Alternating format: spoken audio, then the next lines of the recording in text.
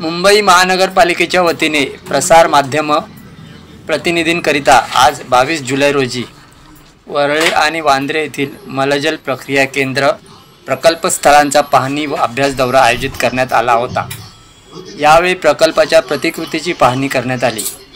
तसेच संगणकीय सादरीकरणाद्वारे सर्व मलजल प्रक्रिया प्रकल्पांबाबत माहिती देण्यात आली। प्रकल्पस्थळी बांधकामांच्या प्रगतीची तसेच सागरी आउटफॉल बांधकामाला लागणाऱ्या पाण्याची गरज भागवण्याकरता कंटेनराइज्ड मलजल प्रक्रिया केंद्र यांची पाहणी करण्यात आली।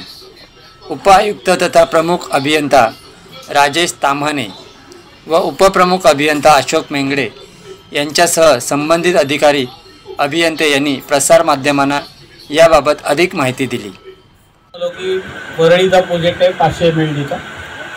हा प्रोजेक्ट आहे 360 mld का। नंतर वर्सोवाचा प्रोजेक्ट आहे तो 180 mld का आहे आणि मालाडचा प्रोजेक्ट आहे तो 454 mld का आहे। तर ईस्टर्न सबअबला तुम्ही बघाल तर भांडूपचा प्रोजेक्ट आहे तो 215 mld का आहे। घाटकोपरचा आहे ते 337 mld का आहे आणि धारावीचा प्रोजेक्ट आहे तो 418 mld का आहे। असं टोटल 2464 mld चे प्रोजेक्ट आपण कार्यान्वित केलेले आहे। हे प्रोजेक्ट आपले 2 टप्प्यामध्ये आहेत। आपण त्याच्यामध्ये जी काय कपॅसिटी आहे आपली त्याची 50% कपॅसिटी आपण पुनर्वापरासाठी प्रक्रिया करणारं पाणी आपण जनरेट करणार आहोत। त्याची प्रत्येक प्रोजेक्टची जी काही कपॅसिटी आहे त्याच्या 50% आपण तयार करणार आहोत आणि उरलेलं 50% आपण समुद्रात सोडायचं सध्याचं प्लॅनिंग आहे। 50% पाणी आपल्याकडे जर तृतीय प्रक्रिया केंद्र जे आपण पाणी जनरेट होणार त्याचे जसे जसे आपले भविष्यात आपल्याला कंझ्युमर वाढतील तसं तसं आपण प्रक्रिया केलेलं पाणी आपण वाढवू।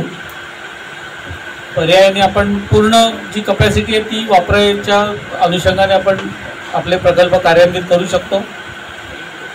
जेवढं पुनर्प्रक्रियाचं पाणी आपण वापरू तेवढं आपलं सध्याचं जे शुद्ध पाणी आहे पिण्याचं पाणी आहे त्याचं वापर कमी होईल, त्याच्यात बचत होईल आणि तेच आपलं फायनल गोल असेल। पिण्याचं पाणी आपण जे वाचवू आपण म्हणतो ना की anything saved is anything generated, म्हणजे आपण पाणी जनरेट नाही करणार पण पाणी वाचवलं तर तेवढं आपण पाणी दुसऱ्या कामासाठी वापरू शकतो। तर असं हे आपले महत्त्वाकांक्षी प्रकल्प आहेत। त्यातले पहिले 3 प्रकल्प आता एक सुरुवातीचा छोटा प्रकल्प आहे तो कोलाब्याचा तो आपला कार्यान्वित झालेला आहे। हे 3 प्रोजेक्ट आहेत आपल्या त्यातले भांडूप आहे, घाटकोपर आहे आणि वर्सोवा हे 3 प्रोजेक्ट जुलै 26ला कमिशन होतील। नंतर बँड्राचा प्रोजेक्ट आहे, वरळीचा प्रोजेक्ट आहे आणि धारावीचा प्रोजेक्ट आहे हे जुलै 27ला कार्यान्वित होतील आणि मालाडचा प्रोजेक्ट आहे तो जुलै 28ला कार्यान्वित व्हायची अपेक्षा आहे। सध्या या सगळ्या कामांचा प्रोग्रेस हा अपेक्षेनुसार आणि आपल्या प्लॅनिंगनुसार चालू आहे। त्याच्यामुळे आपण हे सगळे प्रोजेक्ट वेळच्या वेळी कार्यान्वित करू शकू अशी महापालिकेला अपेक्षा आहे। महापालिकेने हे जे प्रोजेक्ट घेतलेले ते आपण म्हणतो ना की 2051 सालापर्यंतच्या लोकसंख्येचा विचार करून आणि जनरेट होणारं मलजल पाणी आपल्या त्यानुसार आपण प्लॅनिंग केलेलं आहे। भविष्यात मुंबई महापालिकेत ज्या काही मोठ्या सोसायट्या बनतील त्यांना DCPR नुसार त्यांचा स्वतःचा STP असणार, त्याच्यामुळे या प्लॅन्टवरचा लोड कसा वाढणार नाही अशी अपेक्षा आहे। जर वाढला तर आपल्याकडे आपण त्याच्यात तात्पुरत्या प्रमाणात त्याची वाढीव कपॅसिटी करायची आपण नियोजन पण आपण केलेलं आहे। त्याच्यामुळे हे सगळे प्रोजेक्ट जेव्हा पूर्णपणे कार्यान्वित होतील तेव्हा सांडपाणी विल्हेवाट प्रकल्पाचे आपले फायदे आपल्याला मिळायला चालू होतील। आपण वरळीच्या आपण याला दाखवलं ते सगळे प्रोजेक्ट आहेत, म्हणजे 7 प्रोजेक्ट आता साधारणतः 17,000 कोटी आपला प्रोजेक्टचा अपेक्षित खर्च आहे। करायचं जे पाणी आहे ना त्याचं आपल्याकडे नेटवर्क असं आपल्याकडे नाही आहे, पण आपल्या प्रत्येक प्लांटला आपण काही ठराविक ठिकाणी टँकर फिलिंग पॉईंट आपण जनरेट बनवतोय।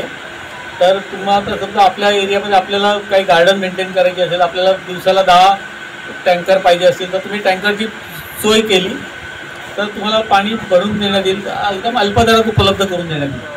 टँकर फिलिंग आपण करणार, तर टँकर फिलिंगच्या आपले आता जी सध्याची कॉन्ट्रॅक्ट्स आहेत त्याच्यामध्ये आपण प्रोव्हिजन करून ठेवलेली आहे की आपण जे काही तृतीय प्रक्रिया केंद्र केलेलं पाणी असेल ते आपण काही स्टोरेज करून आणि त्याचं ते टँकरद्वारे जो कोण कंझ्युमर असेल त्याला आपण द्यायची व्यवस्था करू. हे शेवटी कसं आहे की लोकांच्या मेंटॅलिटीवर किंवा मानसिकतेवर आणि लोकांच्या प्रबोधनावर अवलंबून असणारी गोष्ट आहे. तर ती जसं आपण ह्या सगळ्या गोष्टीत आपण ते पाणी जनरेट करायला अचीव करू तेव्हा मग लोक आपल्याकडे अप्रोच होतील आणि आपण त्यांना ते पाणी अल्पदरात द्यायची व्यवस्था करू.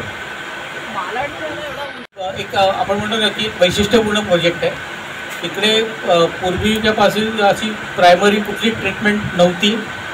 तो आपण जर सगळं बघायला तो दलदल आणि कांदळवनाच्या एरियामध्येच होता. त्याच्यामुळे त्याच्या आपण सर्व कोर्टाच्या परमिशन्स आणि ज्या काही आपल्याला अपेक्षित परवानग्या होत्या त्याला वेळ लागणार होते, अपेक्षितच होतं.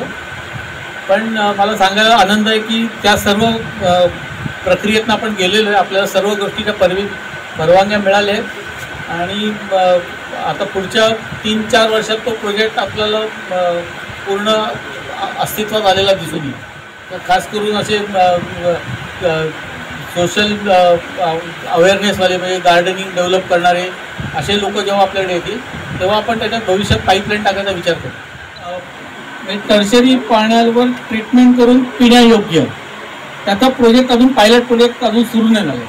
त्याच्यामुळे त्याच्यावर आत्ता कमेंट आम्ही करू शकणार नाही. आणि म्हणजे जरी महापालिकेतर्फे असला तरी तो आपल्याकडे वॉटर सप्लाय प्रोजेक्ट म्हणून डिपार्टमेंट आहे ते तो प्रोजेक्ट हँडल करतो. दराने पाणी देतो आपण 20 रुपये पर किलो लिटर 1000 लिटरचं. पण नेव्ही ही ऑर्गनायझेशन आहे त्याने आपल्याकडे विनंती केली आणि त्या कुलाबा एरियामध्ये कोणी बल्क युजर नाही तर त्यांना अगदी किरकोळ म्हणजे 1 रुपया प्रति किलो लिटर या दरामध्ये आपण पाणी देतो. त्यामुळे उद्देश आपल्याला पैसे कमावणे किंवा त्यातनं रिव्हेन्यू जनरेट करणे हा महापालिकेचा उद्देश नाही. काही पेट्रोलियम कंपनी आहेत हां, तर आत्ताच ते सरांना आम्ही आठवण करत होतो. घाटकोपर प्लांटला आपल्याला माहूल एरियातल्या ज्या पेट्रोलियम कंपन्या आहेत BPCL म्हणा किंवा HPCL तर या कंपन्यांनी आपल्याकडे मागणी केली आहे की आम्हाला तुम्ही ट्रीटेड पाणी द्या. म्हणजे त्यांचं जे कूलिंग सिस्टम आहे त्या पेट्रोलियम प्रोसेसिंगमध्ये त्याच्यामध्ये सध्या ते डिमिनरलाइज वॉटर वापरतात. म्हणजे आपलं फ्रेश पाणी घेतात त्याला फर्दर ट्रीटमेंट करतात आणि वापरतात. तर त्यांनी जर आपलं पाणी घेतलं घाटकोपर प्लांटवरनं साधारणतः 15 किलोमीटर आपल्याला सिवर लाईन टाकावी लागेल. मग अशी मॅडमने जो प्रश्न विचारला तर अशा ज्यावेळी आपल्याकडे गरजा येत आहेत तर त्याचा आम्ही अभ्यास करतो आहे. आणि ते थ्रू झालं तर घाटकोपर प्लांटमधलं 337 पैकी 100 mld पाणी आम्ही तिकडे घेऊन जाणार. तिथे गेल्यानंतर आपल्याला तेवढं 100 mld जे फ्रेश वॉटर आपण वापरतात तेवढं कट होऊन जाईल. म्हणजे तशीही बचत होईल. म्हणजे मगाशी आपला प्रश्न आला की पाण्याने आपल्याला आपण विचारलं होतं की लोकांना काय फायदा होईल. तर लोकांचं पाणी वाचेल चांगलं. आरोग्याचे प्रश्न जे असतील आपण इथे सगळं डिसइन्फेक्शन करून टाकणार आहे. काही ठिकाणी UV ट्रीटमेंट आहे, काही ठिकाणी क्लोरिनेशन करणार आहे. आणि हे झालं पाण्याचं. स्लज जी निर्माण होणार आहे त्यालासुद्धा आपण US गाईडलाईन्स आहेत अमेरिकेच्या त्याच्याप्रमाणे क्लास A ट्रीटमेंट करणार आहे. त्यामुळे कुठेही पॅथोजन्स आपल्या या प्लांटच्या बाहेर जाणार नाही त्याची विल्हेवाट. तर हे मोठे फायदे आहेत आपल्याला. आपल्याकडे ट्रीटमेंट याच्या आधीही होती पण आत्ता जे आपण करू पाहतोय ते आपल्या मुंबईमध्ये आपल्या भारतामध्ये पहिल्यांदाच एवढ्या मोठ्या प्रमाणात करतोय. आणि मगाशी जसं सरांनी म्हटलं तसं पूर्ण जगभरात किंवा आशिया खंडामध्ये एवढ्या मोठ्या प्रमाणात ट्रीटमेंट आपल्याला पहिल्यांदाच दिसेल. या सिवरेजच्या मॅनेजमेंटसाठी जसं कुलाबाचा आमचा झोन 1 आहे त्याचं कुलाबा एरियातलं सगळं पाणी तिथे जातं. त्याच्यामध्ये 7-8 पंपिंग स्टेशन असतात. ज्यावेळी प्रवास पाण्याचा सुरू होतो सिवर लाईन अशा खाली जातात. खूप खाली गेला की पुन्हा घुसलावं लागतं वरती. पुन्हा पुढे प्रवास सुरू होतो. असे 7-8 पंपिंग स्टेशनमधनं ते शेवटी टर्मिनलला येतं.